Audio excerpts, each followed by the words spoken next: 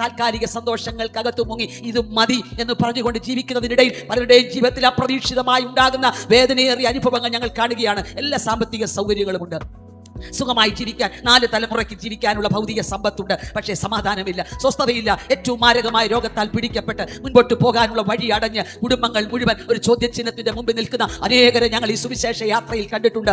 ആർക്കും സൗഖ്യമാക്കാൻ കഴിയാത്ത രോഗവുമായി എങ്ങനെ മുൻപോട്ട് പോകുമെന്നറിയാതെ ഭാരപ്പെട്ട് ഭയപ്പെട്ട് കയ്യിലുള്ള പണം മുഴുവൻ തീർന്നിട്ടും സൗഖ്യമില്ലാതെ ഒടുവിൽ മരണത്തിലേക്ക് മടങ്ങുന്ന അനേകരുടെ നടുവിൽ ഇന്ന് ഈ സന്ദേശം കേൾക്കുമ്പോൾ നിങ്ങൾ ഭക്തരായിരിക്കാം, ദൈവത്തിന് വേണ്ടി നേർച്ച കൊടുക്കുന്നവരായിരിക്കാം, മല കയറാൻ നിങ്ങൾ തയ്യാറായിരിക്കാം, എന്ത് വില കൂടിയതും ദൈവത്തിന് കൊടുത്ത് പ്രസാദിപ്പിക്കാൻ നിങ്ങളുടെ മനസ്സിൽ ആഗ്രഹവും ഉണ്ടായിരിക്കാം. പക്ഷേ ഞാൻ വളരെ സ്നേഹത്തോടെ ഒരു സുവിശേഷക എന്ന നിലയിൽ ഞാൻ പറയട്ടെ, നിങ്ങളുടെ ഹൃദയം കർത്താവ് തുറക്കുന്നില്ലെങ്കിൽ നിങ്ങൾക്ക് കർത്താവുമായി പങ്കില്ല. പ്രിയ സഹോദരങ്ങളെ, ഈ സോഷ്യൽ മീഡിയയുടെ ഉപയോഗമൊക്കെ വർദ്ധിക്കുന്ന ഈ കാലഘട്ടത്തിൽ എത്ര സന്ദേശങ്ങൾ നാം ദിനംതോറും കേൾക്കുന്നു അല്ലേ? യഥാർത്ഥമായി ജീവനുള്ള ദൈവപുത്രനായ ക്രിസ്തുവിനെ അകത്തു സ്വീകരിക്കാൻ കാൽവരി ക്രൂശിലെ മരണം എനിക്ക് വേണ്ടിയായിരുന്നുവെന്നുള്ള പൂർണ്ണമായ വിശ്വാസത്തോടെ അവനിലേക്ക് നോക്കി കർത്താവേ എന്റെ പാപങ്ങളെ ക്ഷമിക്കണമേ എന്ന് പ്രാർത്ഥിക്കുന്ന ഒരു വ്യക്തിക്കാണ് ഈ ആത്മരക്ഷ സൗജന്യമായി തരുന്നത്.